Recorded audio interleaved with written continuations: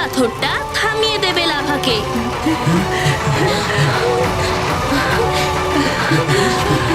এখন আপনারা সুরক্ষিত। দেখো দেখো লাভা কিরকম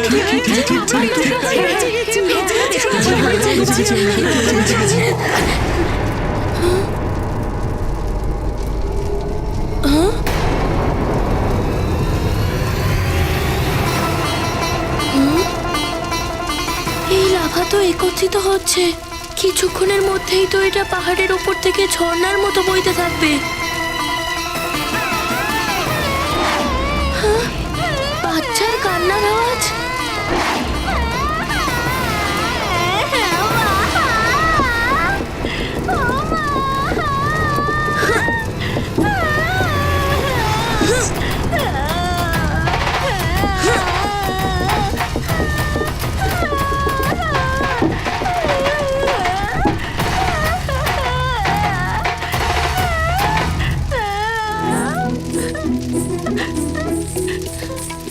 তুমি চিন্তা করো না, আমি তো এখন চলে এসেছি। তোমার কিচ্ছু হবে না। আমার পুত্র। ধন্যবাদ হনুমান, ধন্যবাদ।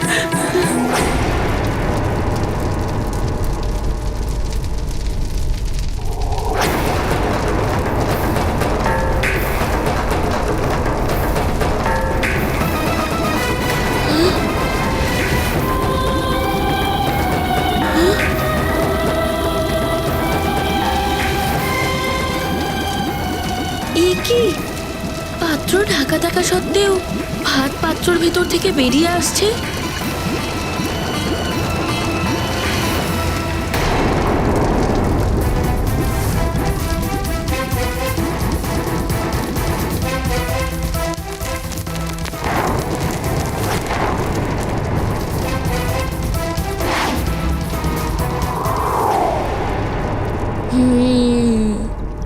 এবার বুঝলাম, এই মুখ্য আগ্নেয়গিরির প্রাকৃতিক প্রবাহকে আমি যদি না আটকাতাম, তাহলে অন্য কোনো স্থানে আগ্নেয়গিরির লাভা ছড়িয়ে পড়তো না, আর এই বিপর্যয় পরিস্থিতি উৎপন্নই হতো না। প্রকৃতির কাজেতে হস্তক্ষেপ করা এই বিপর্যয়ের কারণও হতে পারে।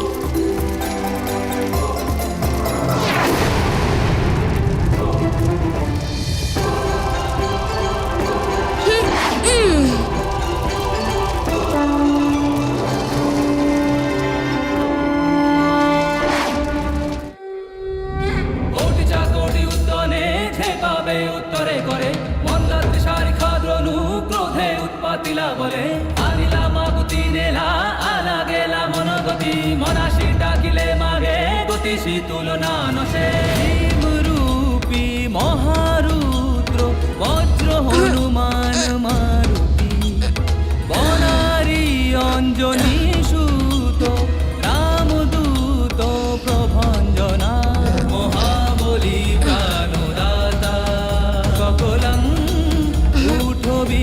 বলে সবকারী দুঃখহারী দুধ বৈষ্ণব গায়কা দীননাথ হরিরূপ সুন্দরা জগদন্তরা মাতান দেবতা হন্তা ভক্তি দুর্লেপনা লোকনাথ জগন্নাথ প্রাণনাথ পুরাতন পুণ্যবন্ত পুণ্যশীল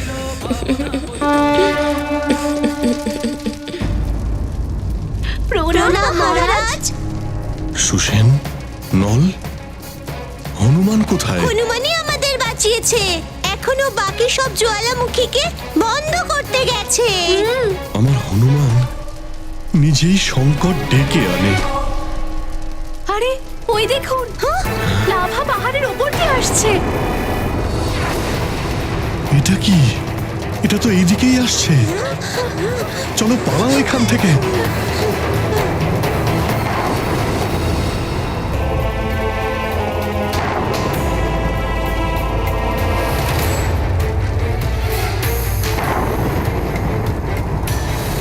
এসব কি হচ্ছে? একটা আগ্নেয়গিরি এইভাবে ফেটে গিয়ে লাভা এখান পর্যন্ত এসে গেল। গুরুদেব, আমাদের আশ্রমের চারিদিকে লাভা ছেয়ে গেছে। বাঁচার কোনো পথ নেই গুরুদেব। মনে হচ্ছে আপনার চরণেই প্রাণ ত্যাগ দিতে হবে। না শিষ্য, অন্তিম সময় পর্যন্ত আশা রাখা উচিত। না জানে কখন কিভাবে রক্ষাকর্তা এসে দাঁড়াবেন। ব্যাস ঈশ্বরের কাছে প্রার্থনা করো। চলো চলো দেখি, চলো কি হলো বলো তো। নীল কি হবে এবার? তোমরা দুজন ভালো আছো তো? হ্যাঁ মা, হনুমান আমাদের বাঁচিয়ে নিয়েছে। হনুমান কোথায়? ওকেই তো খুঁজতে গিয়েছিলাম, ওখানেই ওর মিত্রদের পাই। এদের সবাইকে আমার হনুমানই বাঁচিয়েছে। এর অর্থ হলো ও সুরক্ষিত আর সুস্থ রয়েছে। প্রণাম মহারাজ। সবাই মন দিয়ে শুনুন, নগরের চারিদিকে লাভা ছড়িয়ে পড়েছে, তাই সকলে সাবধানে থাকবেন। নিজেরা যাবেন না, আর আপনাদের শিশু আর পশুদেরও ওদিকে যেতে দেবেন না। এখনো লাভা শীতল হতে 2 থেকে 3 দিন সময় লাগতে পারে, তাই ততদিন পর্যন্ত সাবধানে থাকবেন।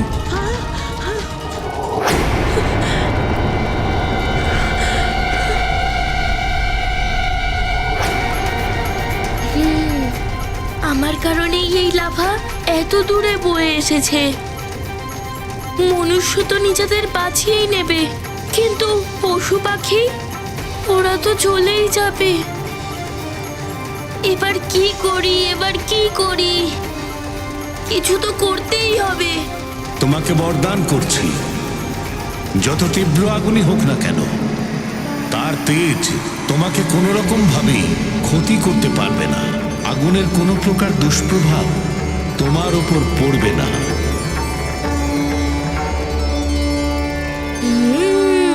উপায় আছে, অগ্নিদেবের বরদান।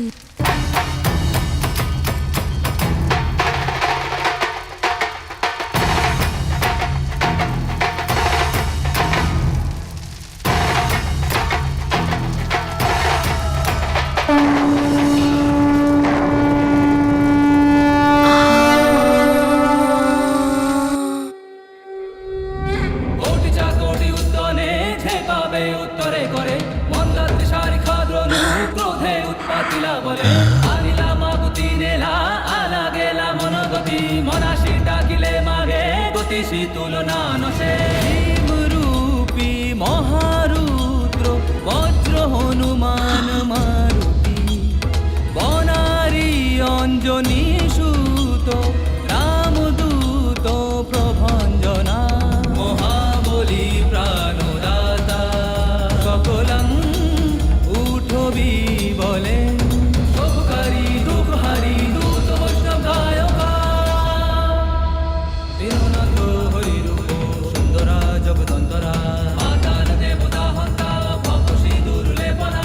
লোকনাথ জগন্নাথ প্রাণনাথ পুরাতন, পুণ্যবন্ত পুণ্যশীল পাবনা পরিতোষকা।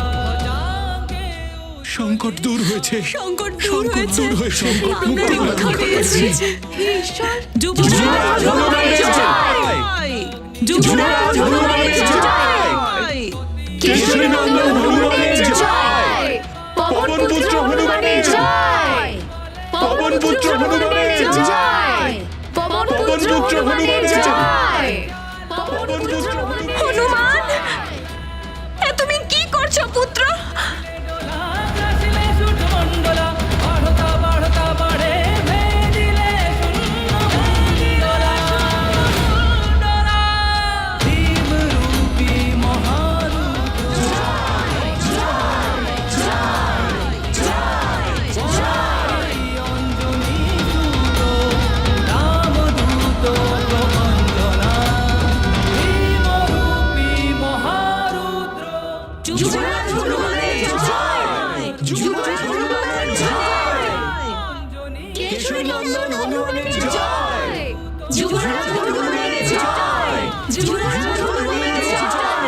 হনুমান, আমি মানা করেছিলাম না তোমাকে এসব করতে, কিন্তু তুমি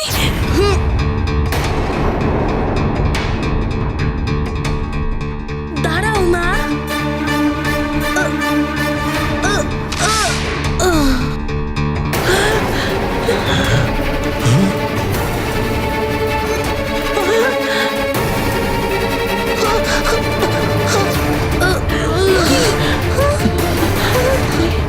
কি হলো হনুমানের?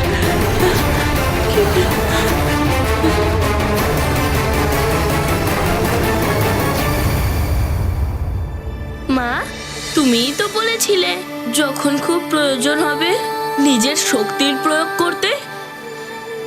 দেখো মা, সংকট দূর হয়ে গেল। পিতা, এবার আমরা রাজভবনে যাব। কি হলো রে অতি বল? বিশ্বাসই তো হচ্ছে না, এত ছোট একটা বানর বালকের এত বড় বড় বরদান। কি বুঝলি রে অতি বল?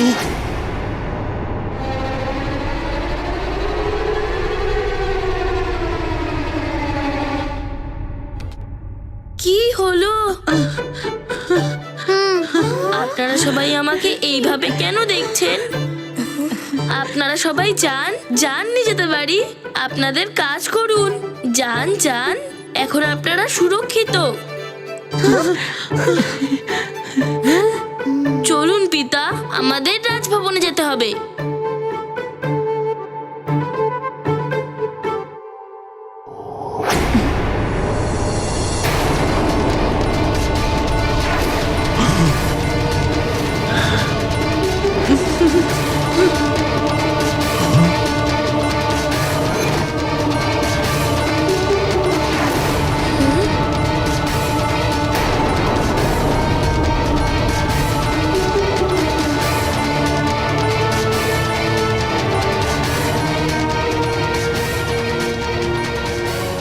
এই তো পৃথিবীতে আমার পা থেকে পুড়ে যাওয়ার চিহ্ন তৈরি হচ্ছে। এটা কি হচ্ছে আমার? মা, এইগুলো কি হচ্ছে আমাদের মিত্র হনুমানের? জানি না পুত্র, ভগবানের কাছে প্রার্থনা করো ও যেন সুস্থ হয়ে ওঠে। এ কি হয়েছে তোমার মানিক? তোমার শরীর তো আগুনের মতো উত্তপ্ত হয়ে রয়েছে।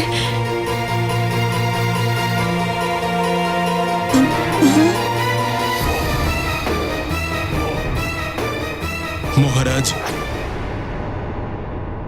যুবরাজ নগরবাসীকে বাঁচানোর জন্য এমন ভাবে লাভা পান করলেন যেমন করে মহাদেব বিষ পান করে সংসারকে রক্ষা করেছিলেন, কিন্তু এখন উনি স্বয়ং সংকটে পড়েছেন।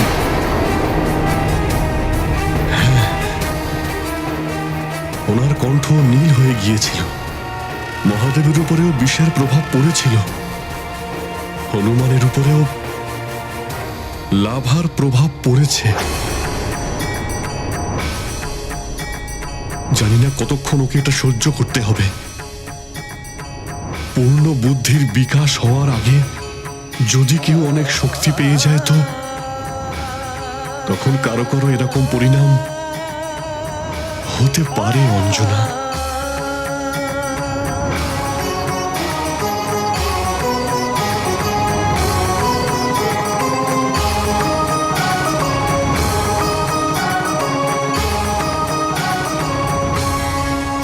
মা, আমার সম্পূর্ণ শরীরে তাপের অনুভব হচ্ছে, আর আর আমার গলাও শুকিয়ে যাচ্ছে। মা, আমি জল খাবো।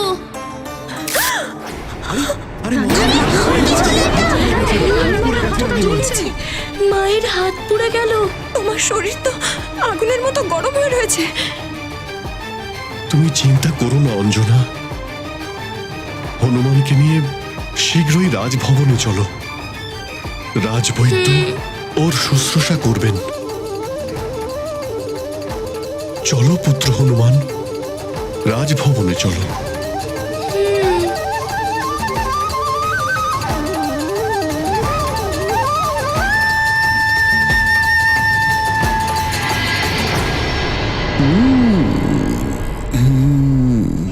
কি বুঝলি রে তুই অতি বল? হ্যাঁ, এটা আবার কেমন বরদান শক্তি?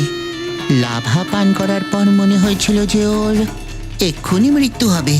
যদি বরদানের শক্তি থাকতো তাহলে তো ওর উপরে কোনো প্রভাবই পড়তো না। রাবণকে কিছু জানানোর আগে আমাকেই জানতে হবে যে এর কাছে আর কি কি শক্তি আছে এবং কতটা। এইবার এই যজ্ঞ যেন অসফল না হয়। এই আকর্ষণ কবচ সেই দিনই সিদ্ধ হয়ে যেত যেদিন গ্রহণ হবার কথা ছিল, কিন্তু ওই বানর বালকের জন্য তাতে বিঘ্ন ঘটেছে। গুরুদেব, আমার জন্য এই আকর্ষণ কবচ অত্যন্ত গুরুত্বপূর্ণ। তুমি চিন্তা করো না লঙ্কেশ, এই রক্ষা কবচ অবশ্যই সিদ্ধ হবে।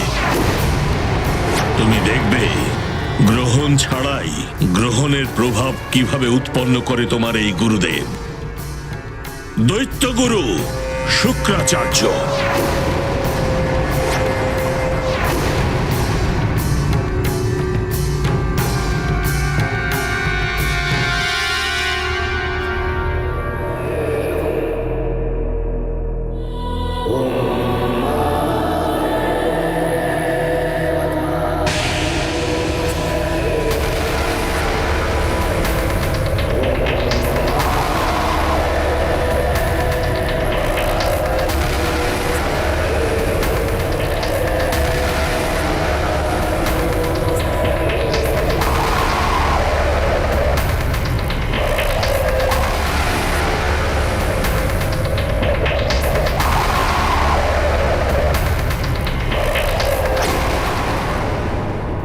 এটা তো সত্যিই একদম গ্রহণের মতোই লাগছে।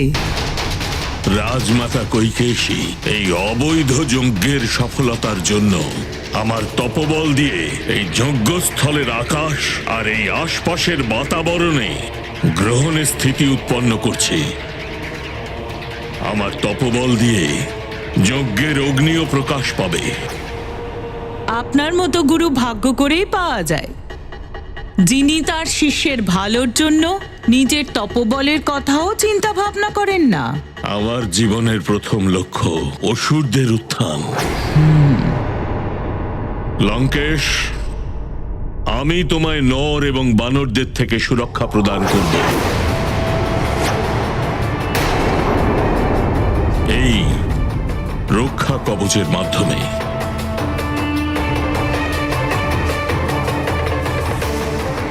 গুরুদেব, এটা কি সম্ভব? অবশ্যই হতে পারে। আমি এটিকে পবিত্র মন্ত্র দ্বারা সিদ্ধ করব। এর আকর্ষণী শক্তি দিয়ে যে কোনো অসুরকে বা যে কোনো ব্যক্তিকে যার মধ্যে একটু আসরিক প্রবৃত্তি আছে তাকেই নিজের বশীভূত করতে পারবে, আর তাকে তুমি তোমার নিজের ইচ্ছানুসারে যে কোনো কার্যও করাতে পারবে। যতদিন এই কবচ পূর্ণরূপে শুদ্ধ থাকবে ততদিন নর বা বানরই শুধু নয়, সবার থেকেই রক্ষা পাবে তুমি। যজ্ঞের সংকল্প নাও দশানন।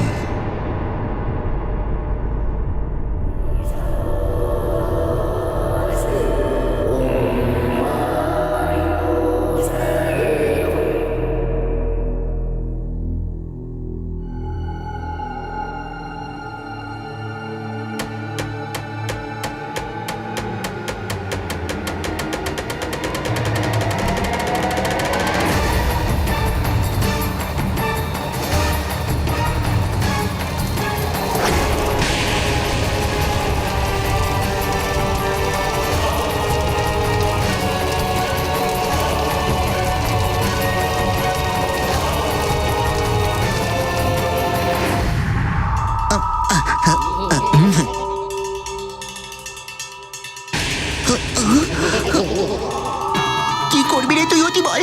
এই লোকগুলো তো এদিকেই আসছে। কোথায় যাব, কোথায় লুকোবো? এদিক থেকে পালাই না।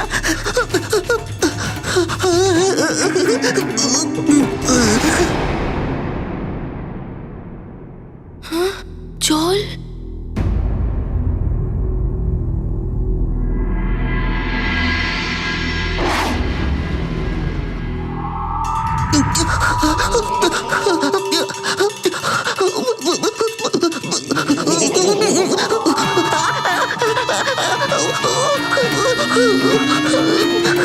কেন রে অতি বল? প্রতিবার ফেসে গিয়ে কাঁদতে হয় অনর্গল।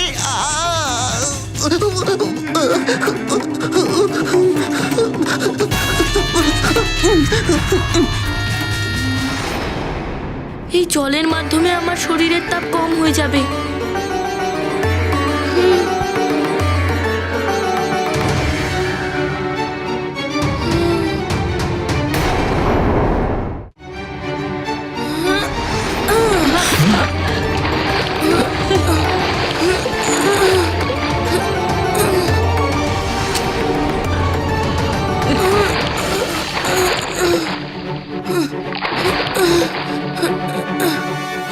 ইন্দ্রদেবের কি হলো? মেঘও করেনি,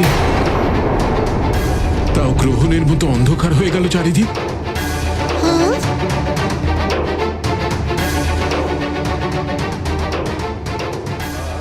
এ তো অশুভ লক্ষণ। হে ভগবান, আমাদের হনুমানকে রক্ষা করো।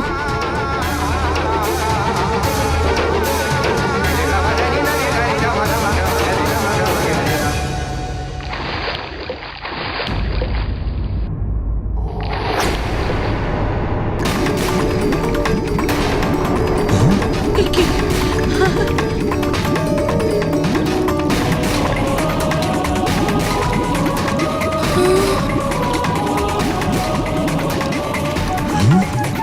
হনুমান পুত্র, এখন কেমন লাগছে? জলে নেমে একটু ভালো লাগছে তোমার? না মা, তুমি চিন্তা করো না, হনুমান তাড়াতাড়ি সুস্থ হয়ে যাবে, হনুমানের কিচ্ছু হবে না।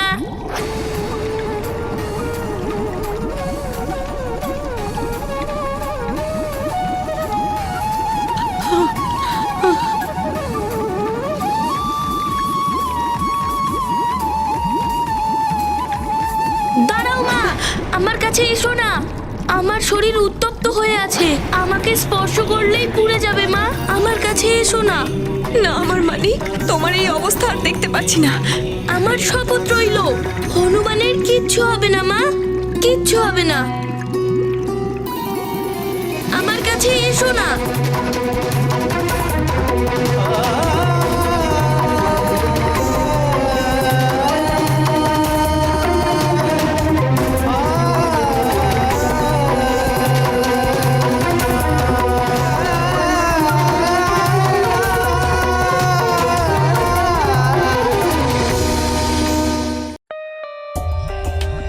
For more updates, subscribe to our channel, click the show links and enjoy watching the videos.